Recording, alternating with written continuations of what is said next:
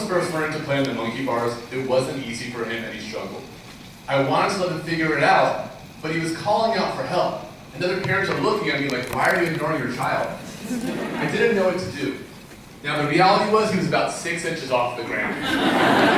If he fell, it wasn't that big of a deal. He was struggling, but he was getting better each time. And soon he could fly across the monkey bars like it was nobody's business. What I hadn't really thought about was that there are different types of struggle. There's productive struggle and unproductive struggle. Productive struggle produces gains, and these gains help improve future performance. Unproductive struggle doesn't do that. It's sort of like struggle for the sake of struggle. You don't necessarily get any better. One metaphor for thinking about this is with a bench presser and a spotter. A spotter's job is to give the bench presser the least amount of help so that the bench presser can lift the weight. In that way, the bench presser gets stronger every time. But if the weight is so heavy the bench presser can't even lift it, then they're not getting stronger, and it's unproductive struggle. So in this way, productive struggle is better than unproductive struggle. Because you have the cycle of struggle and feedback, and it leads to rewards. Where unproductive struggle doesn't do that. It's sort of like flailing in the wind. So my question then is, what does this mean for education? Because if we're letting students productively struggle, but others perceive it as unproductive struggle, they're not going to understand our choices and may criticize us. In particular, there are 3 groups I'm concerned with. Students, other teachers, administrators, and parents, as well as yourself. If we can deal with the messaging proactively, it's going to save us a lot of heartache because we'll be able to kind of get them on the same page as us. My colleague Nanette tells a story about how she first realized this was a problem with students. It was about 3 weeks into the start of the school year, and students had come up to her and asked her, "When are you going to start teaching us?" And she said, "What are you talking about?" And they said, "Well, all you do is give us problems, you ask us questions. When are you going to tell us what to do and have us take notes?" Now, see, students aren't really used to this, so what we need to do is set their expectations early and often. We need to remind them that we're helping them learn how to learn. It's like the saying goes, we're teaching them to fish, not just giving them a fish. But they're not the only group that will have these kinds of concerns. Other teachers, parents, administrators, they also might doubt our choices. They don't have the benefit of seeing what we're doing firsthand, they hear about it secondhand. It sounds like this. My teacher doesn't care about me at all. All she does is let me suffer. When I ask her for help, she won't tell me what to do.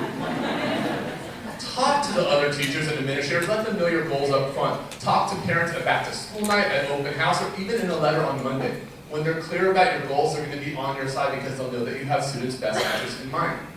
But you may even doubt yourself. Think about a lesson that you really wanted to go so well. You worked really hard on it, but it didn't go the way you wanted. And somewhere in the middle of the lesson, you're like, why did I do it this way? Why did I just play it safe and tell them what to do? The reality is, though, you know your goal. You want students to productively struggle because it's going to be something that will help them in the long run. It doesn't mean it's going to be an easy to attain goal, even if it's worthwhile. So it's something we need to think about. I want to end then by talking about how learning how to ride a bike is like math education. Because when you learn how to ride a bike, there's this cycle again of struggle and feedback, and it leads to rewards. So with that in mind, how do we actually teach children how to ride a bike? Well, one way is we could actually ride the bike for them. We could go back and forth and back and forth.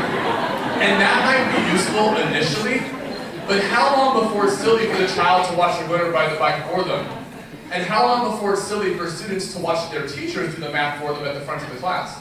Another way is with training wheels. Training wheels provide structure that enable the child to ride the bike, but oftentimes they're a crutch that gives students or children a false sense of skill. I know I've done this when I gave students procedures that they could do like a mindless math robot, but didn't really understand. Have you ever seen one of these? This is the balance bike. Notice it has no pedals. The only way you can use it is by cruising along and keeping your balance. In that way, again, you have this struggle and feedback that leads to rewards. Do we always have opportunities for this, like this in our math classroom? Because if you don't, you're going to fall.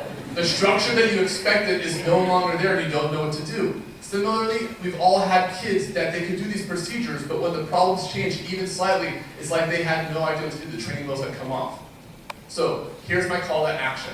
Give your students opportunities to productively struggle. You're going to need to remind them early and often. This is not going to be something that they're necessarily used to. But one word of advice, please don't try this at home. I've been trying to give my wife opportunities to productively struggle. It's not going so well.